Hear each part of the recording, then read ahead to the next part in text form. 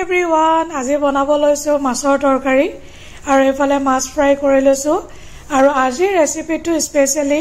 যিসকল লোক মানে বেচেলৰ হিচাপে থাকে বা অকলহৰে থাকে আৰু কেতিয়াবা যদি মাছ খাবলৈ মন যায় আৰু বনাবলৈ একদম এলাহ লাগে এইটো ৰেচিপি একদম সিম্পল ৰেচিপি আৰু একোৱে কৰিব নালাগে অকল মাছ ফ্ৰাই কৰিলে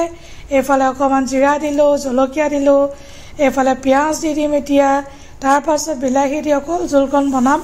একদম ইজি যিসকল ব্যক্তি একদম অকলে থাকে কেতিয়াবা মন যায় ন মাছ খাবৰ কাৰণে সদায় আৰু কিমান মাংস খাই থাকিব কেতিয়াবা যদি মাছ খাবলৈ মন যায় আপোনালোকে এনেকৈ বনাই খাব একদম ইজি আৰু যদি ৰেচিপিটো ভাল পায় এটা লাইক কৰি দিব এফালে বিলাহী দি লৈছো নিমখ হালধি মছলা যি আছে সব দি দিব অকমান মেগী মছলাটো দিলে সোৱাদটো ভাল আহে মই প্ৰায় মাংস আৰু মাছত মেগী মছলাটো দিওঁ আৰু কাশ্মীৰী মিৰ্চটো অলপ দিওঁ ৰঙৰ কাৰণে এফালে আৰু দেখিছে আৰু একদম জোখৰ অনুযায়ী আপোনালোকে পানী দি ল'ব